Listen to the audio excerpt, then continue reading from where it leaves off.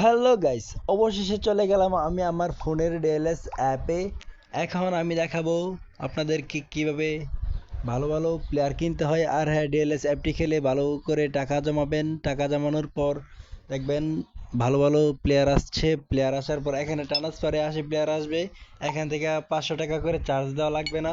ট্রান্সফারে আসে প্লেয়ার আসছে। আমি এখানে এখানে আটকাইছি।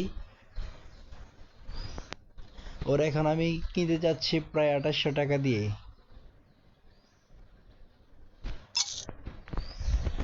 তো আপনারা দেখতে পাচ্ছেন ইতিমধ্যে আমি ওকে 2800 টাকা দিয়ে কিনে ফেলেছি। ওর জার্সি নাম্বার হচ্ছে 8।